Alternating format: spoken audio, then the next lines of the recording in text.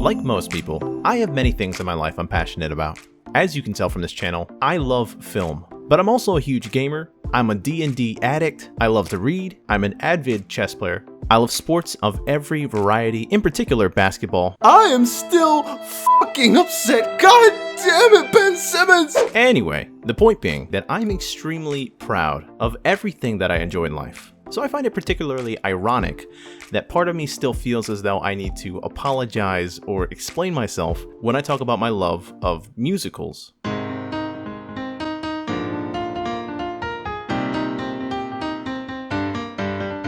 Musicals, as I've experienced them, typically don't provide a whole lot of nuance in character or have the complexity in plot that I've found more often in books and non-musical films. But despite that, I've retained a deeper connection and fondness for certain musicals, much more so than I have for many of the so-called more sophisticated stories I've read or watched. And that's probably because a majority of musicals are so melodramatic. Stories that are designed to be generalized in certain aspects, but that are big and emotional and virtuosic and not very morally ambiguous. The broadness of expressivity that melodrama offers pairs naturally with musicals as a form, because not only does the term melodrama literally mean drama accompanied by song, but because musicals are so experiential. Being in the same room with the performers, the grandiosity, the live music, it all commingles to create a unique and engrossing atmosphere. And while lacking the immediacy of effect, this is also true of musical films.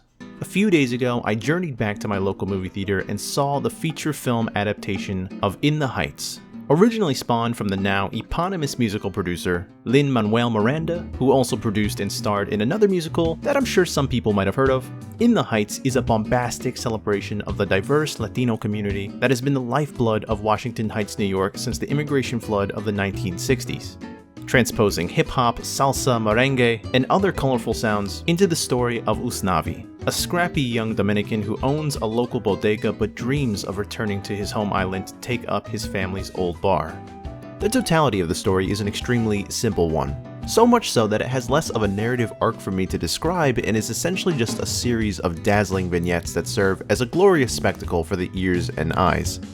Unfolding over the course of the hottest days of a torrid upper Manhattan summer, In the Heights takes us through the motions of posing predictable questions about the members of this community. Will Usnavi find the courage to ask Vanessa, a young, hopeful fashion designer, out on a date? Will Nina, a young prodigy who carries the pride of the Heights on her shoulders, find it in her to tell her proud father that she doesn't want to return to Stanford? Will you, the audience, be able to unhear any of these catchy songs in the next few days? Thus far, I've used a lot of language to infer the simplicity and predictability of In the Heights and musicals in general. And while those terms often get used by critics pejoratively, I don't think that any of those elements detract from their value. Most musicals are morally and thematically simplistic, which allows the message behind these films and stage shows to be inherently understood by anybody. The message behind In the Heights is in demonstrating the importance of family, community, and having pride in one's heritage, all while shining a light on a variety of immigrant experiences across generations. These are basic and honestly cliché messages, but ones that are fundamental to our culture in America. And In the Heights displays them in the most vibrant and clear of ways, which is a testament to not only John Chu's direction, but to Christopher Scott's propulsive and impeccable choreography.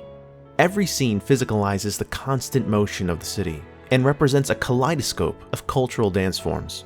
And while somehow I haven't mentioned them yet, the core cast of Anthony Ramos, Melissa Barrera, Corey Hawkins, and Leslie Grace are all as magnetically charming as they come.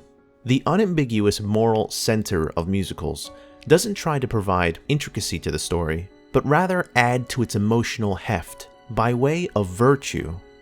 You know that the stereotyping that Nina endures at Stanford is wrong, so when she overcomes her fears and decides to return to school, it feels right and righteous. We may not all be Latino immigrants living in New York City dealing with the inhibitions of American society, but I think we all contend with that intrinsic self-consciousness that blocks the expression of our most profound emotions. Musicals exist to embolden us, to collapse that blockage and allow ourselves to access that wellspring of feeling within. It's that powerful emotional register that I first experienced while watching Disney films like Lion King and Beauty and the Beast, and later again with West Side Story, The Greatest Showman, and now In the Heights, that is emblematic of the fearlessness and freedom that I aspire towards. In the Heights isn't one of the best films I've seen.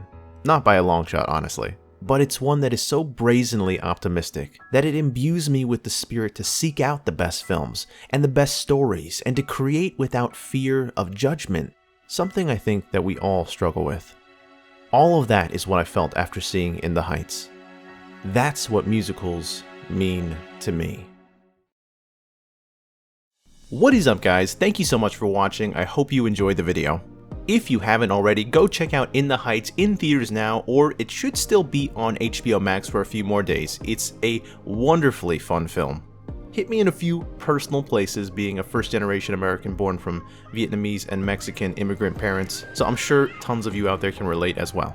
But as always, if you have any thoughts on the video today, I'd love to hear them in the comments down below. Leave a like or subscribe to support the channel, it means a lot to me. But most of all, don't forget to have a good day, have a good life, and I'll see you guys on the next one.